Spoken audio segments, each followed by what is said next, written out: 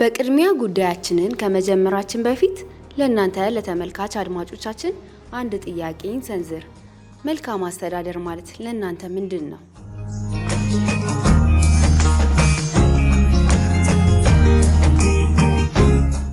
መልካም አስተዳደር ከመኖሪያ ጎጆአችን እስከምንሰራበት ተቋም ተከትሎን የሚዘልቅ የህይወታችን አንዱና ዋነኛው ዘይቤ ነው።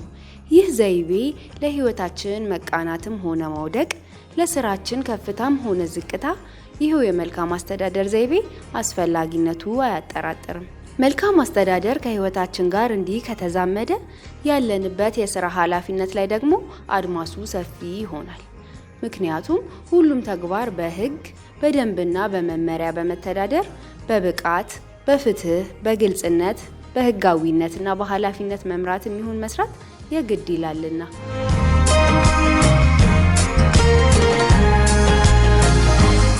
ምንም እንኳን ለምናከናውነው እያንዳንዱ ተግባር ኃላፊነት ያለብን ቢሆንም አሉ የተባሉትን የመልካም አስተዳደር ችግሮችን ለመፍታት መጀመሪያ የራስ ቁርጠኝነት ሰፊውን ድርሻ ይወስዳል። ምክንያቱም ችግሮች ከሰው አቅም በላይ አይደሉም፣ ሆነውም አያውቁምና። ለዛ ደግሞ መሰረቱ ማዳመጥ ነው። ያዳመጡት ነገር ለመፍትሄ ቅርብ ነውና። ስለ መልካም አስተዳደር ስናነሳ በቂርቆስ ክፍለ ከተማ አስተዳደር መንግስታዊ እንዲሁም አስተዳደራዊ ስራዎች ላይ ትኩረት በማድረግ መልካም አስተዳደር እንዴት ይታያል፣ ምን ያህል የመልካም አስተዳደር ችግሮች ተለዩ፣ አተገባበሩና ውጤቱስ ምን ይመስላል የሚለውን ጉዳይ ለመመልከት በመሻት ነው።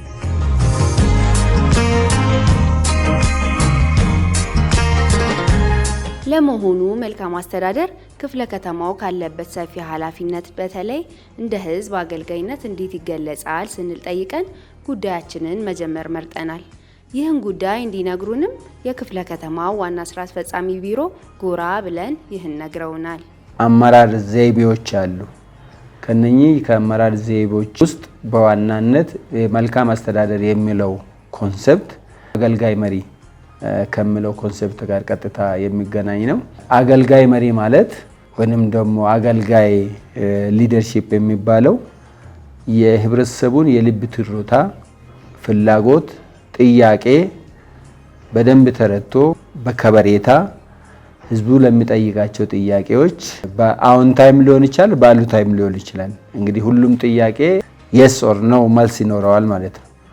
የስ ከሆነ ከምክንያት ጋር፣ ነው ከሆነ ደግሞ ከምክንያት ጋር ለተገልጋዮቹ እርካታ በሚሰጥ መልኩ የሚመለሱ ጥያቄዎችን በአግባቡ፣ በፍጥነት፣ በጊዜ፣ በስታንዳርድ መመለስ የሚችል ተገቢው ምላሽ መስጠት የሚችል ፈጣን ምላሽ መስጠት የሚችል መሪ መልካም አስተዳደር የሚለውን ይይዛል። ሌላ ደግሞ የማይመለሱ ጥያቄ ደግሞ የማይመለሱበትን ምክንያት አስረድቶ ተረድቶ በደንብ አስገንዝቦ አስጨብጦ በተገቢ ሁኔታ ምክንያቱን ተገልጋዩ አውቆ ራሱ አምኖ መሄድ እንዲችል እና በዛም ልክ ደግሞ እርካታ እንዲያገኝ ማድረግ የሚችል መሪ ሲኖር ነው እንግዲህ መልካም አስተዳደር የሚባለው ማለት ነው። እንደ ሀገር ብሎም እንደ አዲስ አበባ ዝቅ ሲል ደግሞ እንደ ክፍለ ከተማ የመልካም አስተዳደር ችግሮች ምንድናቸው ሲል መንግስት በአይነት ዘርዝሮ ለይቷል። ለዛም የሚሆን ሮድማፕ በማዘጋጀት ለመፍትሄው የተሰራበት ይገኛል። ለዚህ ዝግጅት ደግሞ መንግስትን የሚመራው ብልጽግና ፓርቲ ብልሹ አሰራር፣ የመልካም አስተዳደር ችግር መፍጠርና አገልግሎትን በገንዘብ መለወጥ ቀይ መስመሪ ነው ብሎ በጉባኤው ወስኗል። ያንን ተቀብሎ ከማስፈጸም አንጻር ምን ሰርታችኋል ብለን በክፍለ ከተማው ብልጽግና ፓርቲ ቅርንጫፍ ጽህፈት ቤት ጎራ ብለን የሚመለከተውን ዘርፍ አናግረን ይህን ብለውናል። እንደኛ ክፍለ ከተማም ከሚያደርገው ጉዳዮች መካከል አንደኛ በበጀት ዓመቱ ቀድመን የእቅድ በሚታቀድበት ሰዓት እነዚህ እቅዶች ምንድነው፣ በበጀት ዓመቱ ቁልፍ ስራችን ምንድነው፣ ቁልፍ ተግባር ምንድነው፣ የኛ የአመራሮች አስፈላጊነት እንደ ክፍለ ከተማችን ብለን ስናስብ የመጀመሪያው ነገር በአገልግሎት አሰጣጣችን ያረካ ተገልጋይ ነዋሪዎች አሉን። ከዓመት ዓመት የሚንከባለሉ የመልካም አስተዳደር ችግሮች አሉ። እንደዚሁም ከአስተሳሰብ ጀምሮ የሌብነትና ብልሹ አሰራሮች ችግሮች አሉ። እነዚህን አምረረን መታገል አለብን። እነዚህን ላይ መመለስ ካልቻልን በሌሎቹ የልማትና የመልካም አስተዳደር የፖለቲካ ስራችንም ላይ የራሱን የቻለ አሉታዊ ተጽዕኖ አለው።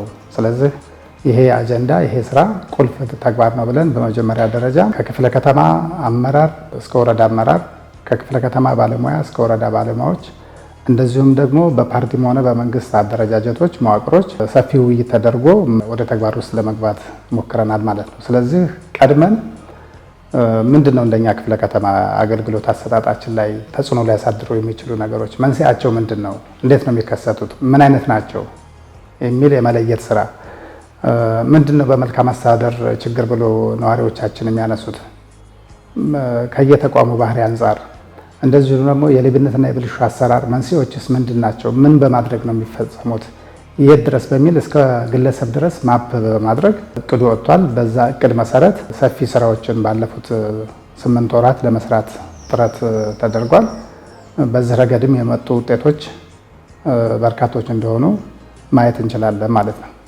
በዚህ መልኩ ስራው የተጀመረው መልካም አስተዳደር ማስፈን ጉዞ ስኬታማ እንደነበር ተገልጿል። ስራውን ከማከናወን በፊት አጋዥ የሆኑና ችግሩን የመለያ ጥናት እንደዚሁም ስራው ከተጠናቀቀ በኋላ የህብረተሰቡ በስራው ያለውን እርካታ መለኪያ ጥናቶች ተሰርተዋል በፓርቲው። በዚህ ብቻ ያልተወሰነው የማጣራት ሂደት ከወረቀት ሪፖርት ባሻገር የምልከታ ቡድን በማዘጋጀት የተሰሩትን በአካል ተወርዶም ታይተዋል። መጀመሪያ በአመቱ መጀመሪያ ላይ የለየናቸው የመልካም አስተዳደር ችግሮች፣ አገልግሎት አሰጣጥ ችግሮቻችንን እንዴት እየተገበርናቸው ነው፣ እንዴት በእቅዳችን ውስጥ ያካተትናቸውን እየሰራናቸው ነው የሚለውን በሁለት በሶስት ጉዳዮች ላይ ማረጋገጥ እንችላለን ማለት ነው። አድርገናልም። አንደኛው የአካል ምልከታ ነው። የአካል ምልከታ ቲም አለው የራሱ የአገልግሎት አሰጣጥ እና የመልካም አስተዳደር ብልሹ አሰራር የሚከታተል ከባለሙያም ከአመራሮችም ቲም አለ። ያ ቲም ወርዶ ምልከታ ያደርጋል። አንደኛው ይሄ ነው፣ የውስጥ ምልከታ ወይም ሱፐርቪዥን፣ ኢንስፔክሽንም ጭምር። ኢንስፔክሽን ስንል ለምሳሌ አገልግሎት አሰጣጡ ላይ ሮብና አርብ እንዴት እየተሰጠ ነው የሚለውን ነገር በፓርቲም በመንግስትም ኢንስፔክት ይደረጋል። ድንገት በአገልግሎት አሁን የመስጫ ቀን ላይ አመራሩ በስራ ገበታው ላይ ነው ቁጭ ብሎ እያገለገለ ያለው፣ ባለሙያው ቁጭ ብሎ እያገለገለ ነው ወይ፣ የተመደበለትን የስራ ስርዓት የሚለውን ነገር የማረጋገጥ ኢንስፔክት የማድረግ ስራዎች አሉ ማለት ነው። በሶስተኛ ደረጃና ትልቁ ማረጋገጫ ደግሞ ራሱ ከተገልጋዩ ህብረተሰብ ማለት ነው። ራሱ የተገልጋዩ ህብረተሰብ እንዴት እየሄደ ነው የሚል የንጠያየቅ መድረኮች ይነሳሉ። ይሄ ንጠያየቅ መድረክ ወደፊትም የበለጠ መስፋት የሚችል ቤስት ኤክስፒሪየንስ እንደኛ ክፍለ ከተማ ብለን የምንወስደው ዝቅ ብሎ ታች ድረስ ጥያቄዎችን ጠይቆ ምን አገልግሎት ምንድነው፣ ምን እንስራ፣ ምን ጎደለ፣ እስካሁን የተነጋገርንባቸው የተግባባናቸው ነገሮች ምንድን ናቸው፣ ምን ላይ በምን ደረጃ ላይ ናቸው የሚለው ነገር ምክክርና ውይይት ይደረጋል ማለት ነው። ከዚህ ባለፈ በምክር ቤት ይገመገማል፣ በፓርቲ መድረኮች ላይ ይገመገማሉ፣ ክሮስ ቼክ ይደረጋሉ። ስለዚህ አፈጻጸማቸውን ከነዚህ አይነት አንጻር ከ4-5 ዳይሬክሽን ክሮስ ቼክ ተደርጎ ይገመገማለን።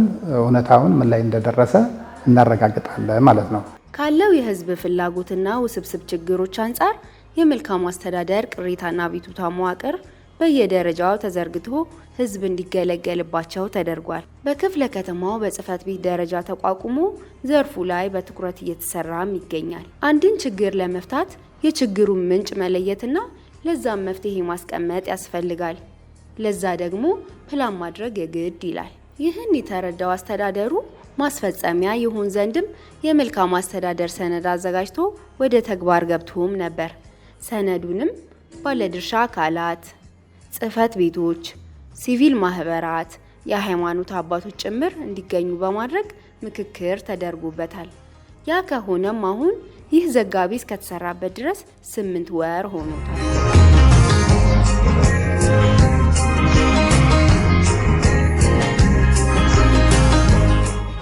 ሰነዱም የመልካም አስተዳደር ችግሮች ብሎ ሲለይ በሁለት መንገድም ነበር፣ የውጭና የውስጥ የመልካም አስተዳደር ችግሮች በማለት።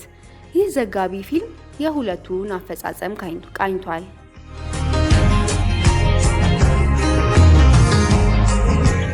እዚህ ጋር በቀዳሚነት የምናገኘው መነሻ አጀማመሩም ከዚሁ ቂርቆስ ክፍለ ከተማ የሆነው የአንድ ማዕከል አገልግሎት ነው። ይህ የአንድ ማዕከል አሰራር በዋናነት ሮብና አርብ የሚዘረጋ ሲሆን በዚህ አገልግሎትም በርካቶች መፍትሄ አግኝተውበታል። አላግባብ ስራን የበደለው ተቀጥቶበታል። ይህ ብቻ አይደለም። ሌብነት፣ ብልሹ አሰራር፣ የግልጸኝነት ችግር በዚህ መድረክ ምዕራፉ እንደተዘጋ ከምንም በላይ የተጠቀሙበትና መፍትሄ ያገኙበት ይመሰክራሉ። ባለጉዳይ ቀኖች በተገቢው መንገድ እየተሰራ ነው ያለው። ከዚህ በፊትም መጥቶ በጥሩ ሁኔታ ነው እዚህ እያስተናገዱ ያሉትና በጣም ሊመሰገኑ ይገባል። ስራ አስፈጻሚ ቢሮ ገብተን አልነገረን የምንለቅበት ጊዜ አልነበረም ከዚህ በፊት። አሁን ግን ባየሁት ሁኔታ ክፍለ ከተማ ስራ አስፈጻሚ ቢሮ ወይም አዳራሽ ውስጥ ሰብስቦ ባለጉዳዮችን ሲያናገር አይቻለሁ፣ ነበርኩኝ። እዚህም ቦታ ላይ የማየው ነገር ልክ እንደዛው ተመሳሳይ ነውና ለረጅም ጊዜ የተያዘ ጉዳይ ነው። በምን አይነት መልኩ አግባባዊ በሆነ አይነት መልኩ መልስ እንድናገኝ የተደረገ ነው። በእርግጥ እስከ መጣን ድረስ በቦታቸው አግኝተናቸዋል። በመጣውበት ሰዓት ለጥያቄ መልስ ያገኘውበት ቀን ነው። ጉዳዩ የሚመለከታቸው የአመራሮች በቦታ እየተገኙ ወረዳ ከሆነ ችግሩ ያለበት ቀጥታ ወረዳ ኦንላይን ተገልጋዩ ባለበት በመደወል እዛው ጥያቄያቸው መልስ የሚያገኝበት፣ መልስ የማያገኝ ከሆነም ደግሞ መልስ የማያገኝበት ሪዘን አምኖ እንዲሄዱ ተቀብለው እንዲሄዱ በማድረግ በጣም ሰፊ ርብርብና ጥረት ነው ያደረግነው። በዚህም የተገልጋዮቻችን እርካታ ከጊዜ ወደ ጊዜ እያደገ ይሁንታቸውን እየገለጹ በአገልግሎታቸው ጥያቄያችን ባይመለስም ተገቢና ትክክለኛ ነው ብለው ምስክርነታቸውን እየገለጹ እየሄዱ ያሉበት ሁኔታ አለ። እሱን በአሁን ጊዜ ደግሞ ወዴት ወስደናል? ወደ ብሎክ ደረጃ ወስደናል። ምን እንጠየቅልዮ የመልካም አስተዳደር እና ቅሬታ አፈታት ወደ ብሎክ ወስደናል። በብሎክ ደረጃ ወደ 199 ብሎኮች አሉን። በሁሉም ብሎኮቻችን ካውንስል አለ፣ አመራር አለ፣ የወጣት ክንፍ አለ፣ የሴት ክንፍ አለ፣ ብልጽግና ህብረት አለ፣ የብልጽግና ቤተሰብ አለ፣ አመራሩ አለ በየደረጃ ያለው ይሄ በቅንጅት በየደረጃ ያለውን የህብረተሰብ የብልሹ አሰራር እና ሌሎች ችግሮችን ህብረተሰቡ እዛው አንስቶ እዛው ምላሽ እንዲያገኝ እያደረግን ያለንበት ሁኔታ አለ። ይህንን ወደ ወረዳ አሳድገናል። እሱን ደግሞ ቀጥታ ከክፍለ ከተማ ጋር እንዲተሳሰር አድርገናል ማለት ነው። ህብረተሰቡ በየኮሪደሩ በየቀጠናው በየብሎኩ የሚያነሳቸውን ጥያቄዎች አመራሩ እኔን ጨምሮ ማለት ነው እስከ ታች ድረስ እስከ ብሎክ ድረስ በመውረድ ያሉ ችግሮችን እዛው ቦታ ድረስ በመሄድ በመፍታት የህብረተሰቡን እርካታ ለማምጣት ፓርቲያችንና መንግስታችን ያስቀመጠውን ራዕይ ከማሳካት አኳያ መንግስት እና ፓርቲያችን ቃል የገባውን ህዝቡ በተግባር እየፈጸመ ያለ መንግስትና ፓርቲ መሆኑን ይሁንታ እንዲኖረው በጣም ሰፊ ስራ እንደ ክፍለ ከተማችን እየሰራን ያለበት ሁኔታ አለ። እስካሁን ያለው እንቅስቃሴያችን እና ጥረታችን በጣም አበረታች ተስፋ ሰጪ ነው። ካሉት የመልካም አስተዳደር ፍላጎቶች አኳያ ጥያቄዎች አኳያ አሁንም ያልፈታናቸው ጉዳዮች አሉ። እነኚህ ምንድናቸው የሚለውን ነገር ለይተን ሌት ተቀን እየሰራን ያለንበት ሁኔታ አለ። ዋና ኦብጀክቲቫችንና ግባችን የህብረተሰቡን እርካታ፣ የነዋሪዎቻችንን እርካታ፣ የተገልጋዮቻችንን እርካታ ማረጋገጥ ነው። እስከዛ ጊዜ ድረስ በሁሉም በየደረጃ ያለው አመራር የበኩሉን ጥረት እንዲያደርግ፣ በታማኝነት እንዲያገለግል፣ በቁርጠኝነት እንዲያገለግል፣ በጊዜ የለኝም ስሜት እንዲሰራ ሰፊ የአመራር ድጋፍ ክትትልና ቁጥጥር እየተደረገ ያለበት ሁኔታ ነው ያለው። በዚህ የአንድ ማዕከል በ2016 በመጀመሪያ ግማሽ ዓመት የቀረበው ቅሬታ 870 ነበረ። አሁን በተያዘው በጀት ዓመትና ይህ ዘጋቢ እስከተሰራበት ድረስ የመጀመሪያ ግማሽ ዓመት ድረስ የቀረበው ቅሬታ 530 ነው። ከባለፈው ዓመት የመጀመሪያ ግማሽ ዓመት በያዝነው የመጀመሪያ ግማሽ ዓመትም በ3.4 እንደቀነሰ ማየት ይቻላል።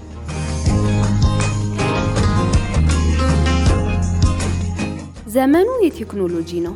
ያንን ደግሞ ወደ አገልግሎት ሰጪ ተቋማት ማስፋፋትና የተገልጋይን ጊዜና ጉልበት ማባከንን ልንቀርፍ ይገባል። እንደ አዲስ አበባ ስማርት ሲቲ ሳቢን በመያዝ ያንንም ወደ መሬት በማውረድ ለበርካቶች መፍትሄ የሰጠ አገልግሎትን የማዘመንና ከወረቀት ንክኪ የማላቀቅ ስራ በሰፊው ተሰርቷል። ይህ መሆኑ ደግሞ አገልግሎቱ ከመልካም አስተዳደር ችግር የተላቀቀ እንዲሆን ትልቅ ሚና አበርክቷል። ይህ ትሩፋት ቂርቆስ ክፍለ ከተማንም ጎብኝቷል። ከክፍለ ከተማው መልካም አስተዳደር ቅሬታና ቤቱታ ጽሕፈት ቤት እንዳገኘነው መረጃ ከክፍለ ከተማ እስከ ወረዳ ድረስ 11 አገልግሎት ሰጪ ጽሕፈት ቤቶችን በመለየት በእነዛ ጽሕፈት ቤቶችም 8 ዋና አገልግሎቶችና 37 ንዑስ አገልግሎቶች እንዲለዩ በማድረግ ለአገልግሎቶቻቸው የሚመጥን የተገልጋዩንም ጊዜና ጉልበት ሊቆጥቡ የሚችሉ ዲጂታል አሰራሮች ተዘርግተው የኦንላይን አገልግሎት እየሰጡ ይገኛል።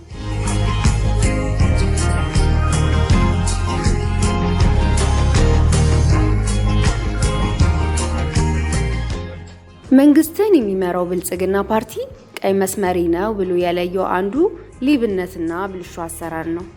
ይህ እምነት የማጉደል ተግባር ለመልካም አስተዳደር አለመስፈን ዋነኛው ሳንካ ነው። የክፍለ ከተማው አስተዳደርም ይህ አጸያፊ ተግባር ላይ ትኩረት አድርጎ ሰርቷል። መረጃና ማስረጃ ያገኘባቸውንም ተገልጋይ የጠቆመውንም በማቀናጀት ተግባሩን ፈጽመዋል ባላቸው አመራርና ባለሙያዎች ላይ ህጋዊ አስተዳደራዊ እርምጃዎች እንዲወሰዱ አድርጓል።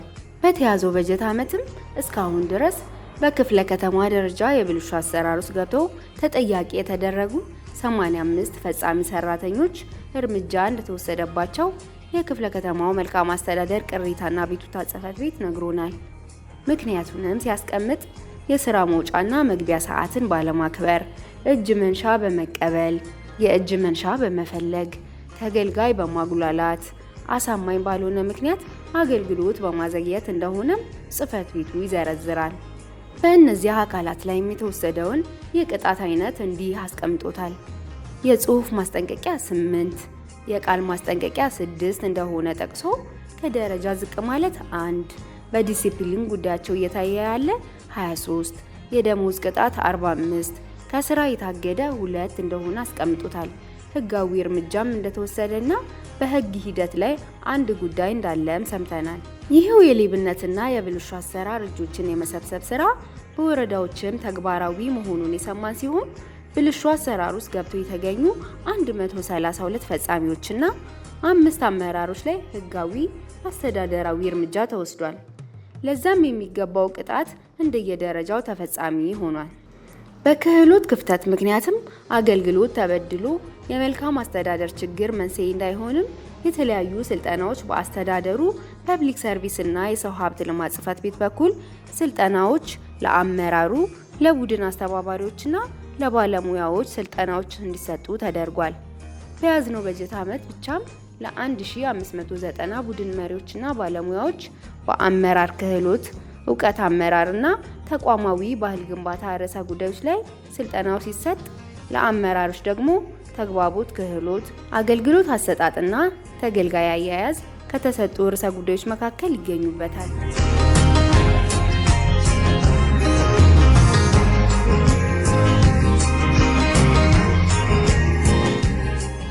የክፍለ ከተማው አስተዳደር በሰነዱ ለይቶ ካስቀመጣቸው የመልካም አስተዳደር ችግሮች መካከል ሌላኛው ማህበረሰብ ተኮር የውጭ የመልካም አስተዳደር ችግሮች ናቸው። ለመሆኑ በዚህ ዘርፍ ምን ያህል ችግሮች ተለዩ? ለስንቶቹስ መፍትሄ ተሰጠ? አብረን እንመልከት። አለፉት 6 ወራቶች እንፈታቸዋለን ብለን ከያዝናቸው የመልካም አስተዳደርና የቅሬታ ቤቱታ እቅዳችን 90% በላይ ፈተናል ነው የምለው። እነዚህን የመልካም አስተዳደር ችግሮች ስንፈታ በተለይ እንደ ግብዓት ብለን የወሰድናቸው እቅዶችን በንጠያይቅ መድረክና ከብሎክ ጀምረን በንጠያይቅ መድረክ የሰበሰብናቸውን ጥያቄዎች ነው ለህብረተሰቡ እየፈታን ያለ ነው። እንደ ክፍለ ከተማችን ብቻ ሳይሆን የመልካም አስተዳደር ችግሮች በፓርቲያችንም ሁለተኛ መደበኛ ጉባኤ ላይ እንደ አንድ ነጥብ የተያዘ የመልካም አስተዳደር ችግር የህብረተሰቡ ነው ተብሎ በተነሳበት መሰረት በክፍለ ከተማ ከአስተባባሪዎች ጀምሮ ጠቅላላ አመራሩ ሁሉም ተረባርቦ የመልካም አስተዳደር ችግሮችን ለመፍታት ሁሉም ቆርጦ የተነሳበት ነው እንደ ቂርቆስ ክፍለ ከተማ ማለት ነው። ስለዚህ ዘርፉ ከላይ እስከታች ትኩረት የተሰጠበትና አንገብጋቢ የሆኑ የመልካም አስተዳደር ችግሮች በህብረተሰቡ ዘንድ የሚፈቱትን ለመፍታት ከዕለት ዕለት ያለን አፈጻጸም ፕሮግሬሲቭ አለው። ነገር ግን የመልካም አስተዳደር ችግሮች ዛሬ ብትፈታቸው ነገ ደግሞ ተፈጥረው የሚያድሩት ስለማይታወቁ እነዚህን ግብዓቶች ለማምጣት ደግሞ ህብረተሰቡ እስከ ብሎክ እየሰበሰበ ሲቪክ ማህበራቶችን እየሰበሰበ ግብዓት እያገኘ ሰፊ ችግሮች እየፈታን። ለሰው ልጅ በምድር ላይ ለመኖር ከሚያስፈልጉት መሰረታዊ ነገሮች አንዱ ቤት ነው። ይሁን እንጂ ይህን ጉዳይ ለማሳካትም ውስን የሆነውን የመሬት ሀብት ይጠይቃል። በአሁኑ ሰዓትም ያለው ጥያቄና የቤት አቅርቦት ተመጣጥኗል ባይባልም ፍላጎቱን ለማስታገስ በተለያዩ መንገዶች በክፍለ ከተማው የቤት ግንባታዎች በሰፋፊ የቀበሌ ግቢዎች ውስጥ ተፈጻሚ የሆነ ነው። ለዚህ ስራ ደግሞ ባለጸጎች ተሳታፊ የሆኑ ነው። ያንን ሂደት ደግሞ ነዋሪዎችም እንዲህ ይገልጹታል። እዚህ ቤት ውስጥ ያው ከዚህ በፊት የነበረው ገጽታ በጣም አስቸጋሪ ሁኔታ ውስጥ የሚኖሩ 4 አባወራዎች ነበሩ። እነዚህ 4 አባወራዎች ከጀርባ በኩል አሁን ከተሰራው ግድግዳ ጀርባ የነበረ ፍሳሽ ለከፍተኛ ችግር የሚያጋልጣቸው የነበሩ ተደጋጋሚ የህዝብ ጥያቄ የምክር ቤት ጥያቄዎች ለሚነሱ ነበሩ። እነዚህ ነዋሪዎች ምን እናድርግ የሚል ከወረዳው ጋር ተነጋግረን ያው መፍትሄ ለመስጠት ቤቶቹን እንደ አዲስ በገጽታ ለመቀየር ተችሏል። አሁን በምታዩት መንገድ ለኑሮ ምቹ ያልሆነ ቤትን እንደዚህ አሁን እየተሰራ ያለው ቤት ደረጃ ላይ ደርሷል ማለት ነው። 4 አባወራ ነው ያሉት። ያው በስራቸው ልጅ ወልደው አግብተው እዚህ የሚኖሩ አሉ። የነበረው ገጽታ በጣም አስቸጋሪ ነበረ። ከውጭም ከውስጥም ከጀርባም ከፊትም ጎርፍ የሚያስቸግራቸው በጣም ጠባብ ቤት ውስጥ የሚኖሩ በሸራ እና ኑሮ ምቹ ያለበት ሁኔታ የሚኖሩ ሰዎች ነበሩ። እነዚህ 4 አባወራዎች አሁን ለጊዜው መጠለያ አስቀምጠናቸዋል። ቤቱ ሲያል ግን ተመልሰው ይሄ በአማረ ቦታ ላይ የሚገቡ ይሆናል ማለት ነው። ከዚህ ጋራ ምንም አይመጣጠንም። የድሮ ቤት ነው። ያው ትልቅ ቤት ነው እንጂ ትልቅነት ነው እንጂ የድሮ ቤት ነው። ብዙ እንቸገር ውሃ እንቸገር ነበር። አይጦች ለዚህ የተለያየ ነፍሳት ምናምን እንቸገር ነበር እና ቤቱ ከመኖሩ የተነሳ ማለት ነው። አሁን ግን እግዚአብሔር የተመሰገነ ይሁን የአይጥን ድምጽ ማንሰማበት ቦታ መተናል። እኔ ሻይ እየሰራሁ ነበር የምኖረው፣ ቡናና ሻይ። ባለቤቴ ደግሞ መስተንግዶ ነበር የሚሰራው እና በሰዓቱ እንደዛ ሆነን እየኖርን ልጅን አጋጣሚ በመኪና አደጋ ከቆራምቢ ስትመጣ መኪና አደጋ ገጥሟት እግሯን ተቆረጠ።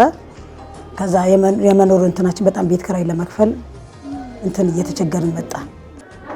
ወጣቱም ወረዳውም አይቶኝ የልጄ እግር በመቆረጥ ምክንያት ይገባታል በማለት ወረዳ አይቶኝ አመራሩም ካቢኔውም አይቶኝ ቤት እንዲሰጠኝ አደረጉ። በዚህ መልኩ የተገነቡ አሁንም በመገንባት ላይ ያሉ በርካታ ቤቶች አሉ። ነዋሪው የሚያቀርባቸው ጥያቄዎች እንደየችግሩ ስፋት መመሪያን በመከተል ክፍለ ከተማው ተፈጻሚ እያደረገም ነው። በዋናነት ከቤት ጋር ተያይዞ አንዱ ትልቁ የመልካም አስተዳደር ችግር ብለን የምናነሳው የቤት ችግር ነው። ካለው ከቤት ጥያቄ ከፍተኛ ጫና አኳያ እንደ አስተዳደር ምን ማድረግ አለብን ብለን በ3 መልኩ ስራ እየሰራን ያለንበት ሁኔታ አለ። አንደኛው ያሉንም ቤቶች ሪሊ በህጋዊ መልኩ የተያዙ ናቸው ወይ? ምን ያህሉ በህጋዊ ሰው ተይዟል? ስለዚህ በህገ ወጥ የተያዘ ግን ለድሃ የምንሰጠው ቤት የለም ወይ የሚለው በመረጃ የተደገፈ ውሳኔ ለመወሰን ሰፊ ስራ ሰርተን አሁን ፋይናል ደረጃ የደረስንበት ሁኔታ አለ። እሱን ይዘን በጣም ክሪቲካል ችግር ላለባቸው ነዋሪዎቻችን ለይተን አስገምግመን ተችተን በፍትሃዊነት መስጠት የምንችልበት ቁመና ላይ ደርሰናል። አንድ እሱ ነው። ሁለተኛው መጠለያ ሰርቶ ለድሃ በጣም ለተቸገሩ ወገኖቻችን ጎዳና ላይ ላሉ ወገኖቻችን መስጠት ነው። ለዚህም ደግሞ ከፍተኛ እንቅስቃሴ እያደረግን ያለንበት ሁኔታ አለ። ሶስተኛ ደግሞ ፈጣሪ ጸጋ የሰጣቸው ባለሀብቶች አሉ። እነሱም በማስተባበር በየወረዳው የጀመርናቸው በርካታ ፕሮጀክቶች አሉ። እነኚህ ፕሮጀክቶች ሚያዝያ ድረስ አጠናቀን ለነዋሪዎቻችን በጣም ለተቸገሩ ወገኖቻችን ለማሳለፍ ከፍተኛ እንቅስቃሴ እያደረግን ያለንበት ሁኔታ አለ። ስለዚህ በ3 መልኩ የነዋሪዎቻችን የቤት ጥያቄ ለመመለስ ጥረት እያደረግን የከተማ አስተዳደሩ እንደተጠበቀ ሆኖ ማለት ነው። ስለዚህ ኢቨን ቤት ባንሰጥ እንኳን የቤት ጠያቂዎችን ቅደም ተከተል እንዲይዙ ፍትሃዊ እንዲሆን የቤት አሰጣጡ በህገወጥ መልኩ የሚሰጥ በዝምድና የሚሰጥ ወይንም ደግሞ በጉቦ የሚሰጥ ባልተገባ መልኩ የሚሰጥ ቤት እንዳይኖር ከፍተኛ የሆነ የቁጥጥር የክትትልና የግምገማ ስርዓት አስከትለን ቤቶች ሁሉም ወደ ህጋዊ ስርዓት እንዲመጡ በማድረግ ወደ ዳታቤዝ ሲስተም በኦንላይን ሲስተም እንዲሆኑ ለማድረግ ሰፊ ስራ ሰርተናል። ይህ በእንዲህ እንዳለ 2017 ዓ.ም ከጀመረበት አንስቶ እስከ ታህሳስ ድረስ አረጋውያንን፣ አካል ጉዳተኞችን፣ የሀገር ባለውለታዎችን፣ በተለያዩ ማህበራዊ ሳንኮች የተፈተኑ ግለሰቦችን ተጠቃሚ ያደረገ ከ450 በላይ ቤቶችን ማደስና እንደ አዲስ መገንባት ተችሏል። በዚህ ዘርፍ ውሃ፣ መብራት፣ መንገድና መሰል አገልግሎቶች ይጠቀሳሉ። ክፍለ ከተማው የቆዳ ስፋቱ አነስተኛ፣ ነዋሪው አሁን ብዙ ያልሆነ ነገር ግን በዛው ልክ ከፍተኛ የመንግስትና ዓለም አቀፍ ቢሮዎች መቀመጫ የሆነ ክፍለ ከተማ ነው። ነዋሪው አናሳ ቢሆንም ችግሩ ሰፊ ነውና በዛ ልክ መፍትሄ ለመስጠት ብዙ ስራዎች ተሰርተዋል። ከውስጥ ለውስጥ መንገድ ጋር ተያይዞ አስቸጋሪ የነበሩ በመልካም አስተዳደር ችግርነት ሲጠቀሱ የነበሩ መንደሮች መፍትሄ አግኝተዋል። ነዋሪዎችም እኛ እማኝ ነን ይላሉ ስለ ስራው ሲናገሩ። ኮብልስቶኑ ከመሰረቱ ኦልሞስት ከረጅም ዓመታት ኦልሞስት እኔ አሁን እዚህ አካባቢ ከ14 ዓመት በላይ ነው እዚህ የኖርኩት። እጅግ በጣም አስቸጋሪና በተለይ ትላልቅ እናቶች፣ አባቶች ማለት በእድሜ የገፉ ሽማግሌዎችና አዛውንቶች በዚህ ወደ ቤተክርስቲያን ሲንቀሳቀሱ እየወደቁ እየተነሱ ነበር የሚሄዱት። ህፃናትም እዚህ ትምህርት ቤት ሲሄዱና ሲመለሱ እንደዚህ በጣም አስቸጋሪ የሆነ የኬር ድንጋይ ነው። ግን ለረጅም ጊዜ የቆየ ከ15 ዓመት በላይ የቆየ ኬር ድንጋይ ስለሆነ የተበለሻሸና የተቆፋፈረ ስለነበረ ለሰው ልጅ ለመንቀሳቀስ በጣም አዳጋች የነበረበት ነው። አሁን ግን በዚህ በቅርብ ጊዜ እንደዚህ ተሰርቶ መጠናቀቁ እጅግ በጣም ህብረተሰቡ በጣም ተደስቷል። ምክንያቱም መውደቅና መነሳት የለም። ህፃናት እንደፈለጉ ይንቀሳቀሳሉ። አረጋውያንም ሽማግሌዎችም እንደፈለጉ የሚንቀሳቀሱበት ስለሆነ ትልቅ እፎይታ ለዚህ አካባቢ ማህበረሰብ ከታችም የሚመጣ ከላይም ለሚወርድ ጥሩ የሆነ እንቅስቃሴ እየተደረገ ነው ማለት ነው። ይሄ መንገድ እንዲሰራልን የብዙ ጊዜ ጥያቄያችን ነበረ።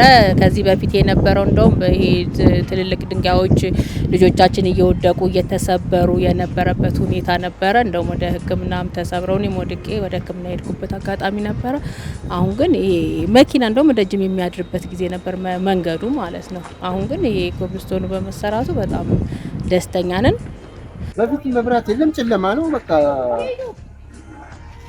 ምንም ለማንም የምንናገረው ነገር የለም ነበር እና እንደዛ ነው ላይ አሁን በጣም ባስተማመኝነት 4 ሰዓት መብራት ወደ ላይ ያለው ወረዳ ነግረናቸው አስቆጥረናቸው ያው አምጥተው እየተከሉ ነው፣ እየቀየሩ ነው። እስከ ኤርትራ ኤምባሲ ያለው ፖል ቀይሯል። በዙሪያው ነው በቀጠና 40 እስከ 100 ፖሎችን ድረስ ዞረን አሳይተናቸው ያው አሁን እየቀየሩ ነው።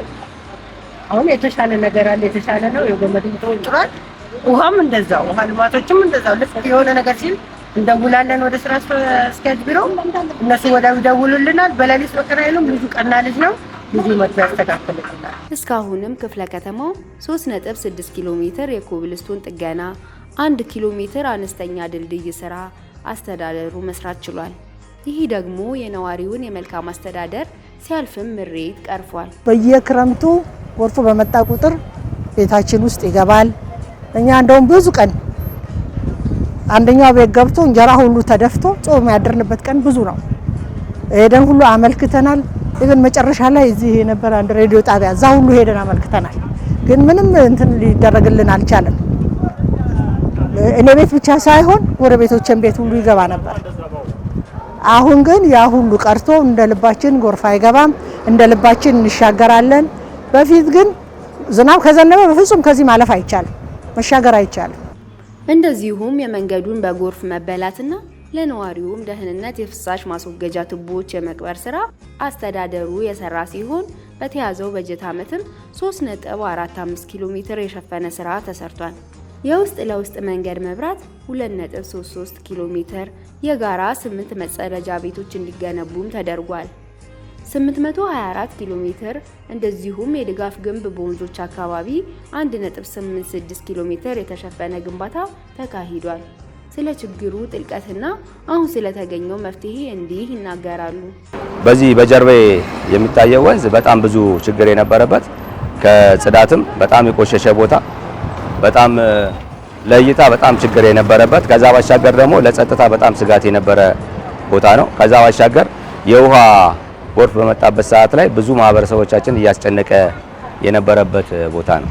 ይሄ አካባቢ በየአመቱ ስጋት በመጣ ሁሌ የሚመጣው ምንድነው? ይሄ ሳይሰራ በፊት ውሃ ወደ ላይ ነው የሚወጣው፣ ወደ ላይ ነው የሚመጣው። ወደ ላይ ወጥቶ ኦልሬዲ ማህበረሰብ ውስጥ ነው የሚገባው። በጀርባ በኩል አንድ መንገድ አለች፣ እሷን ቅያስ ተከትሎ ነው የሚገባው። በጣም ችግር የነበረበት ነው። ጉዳቱ በጣም ከፍተኛ ነበር።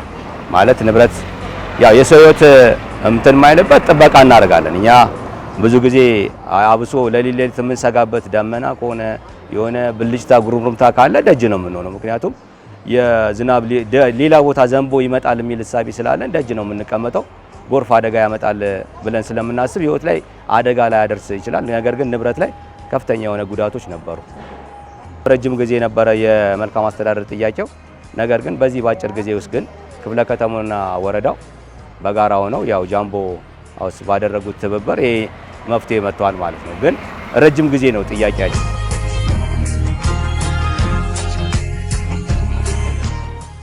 ነገን የተሻለ ለማድረግና ብቁ ተወዳዳሪ ጤናው የተጠበቀና ኢትዮጵያን እንደ ሀገር ሊያስቀጥል የሚችል ትውልድ ለመገንባት ህፃናት ላይ መስራት አማራጭ የሌለው ጉዳይ ነው።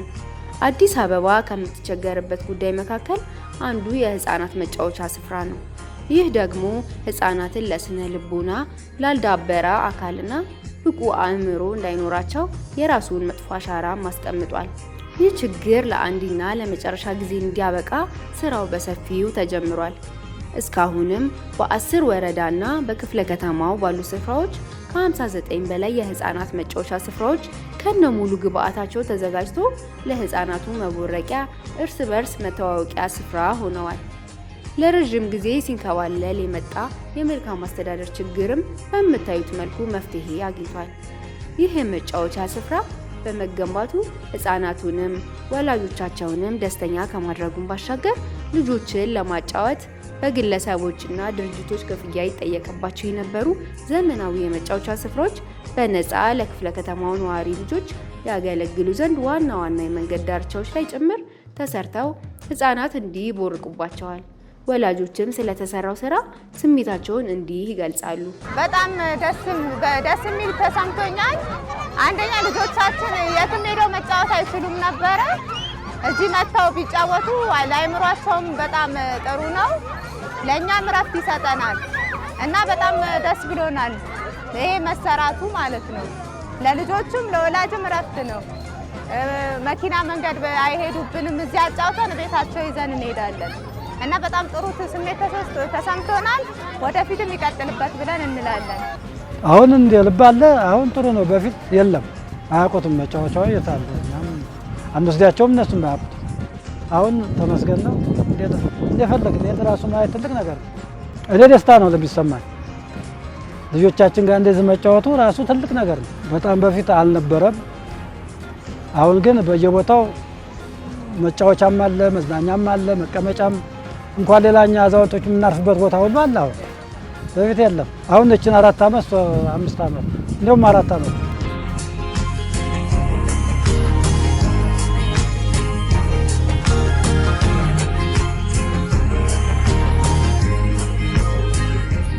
መልካም ነገር መስራት ለራስ ነው፣ በሄዱበት ቦታ መልሶ ይከፍላልና። የዚህችም ምድር ቆይታ ተሰፍራ የተሰጠች ናት።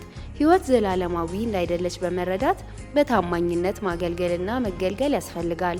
ይህን ታሳቢ ያደረገ ስራ ለመስራትም ክፍለ ከተማው ተዘጋጅቷል።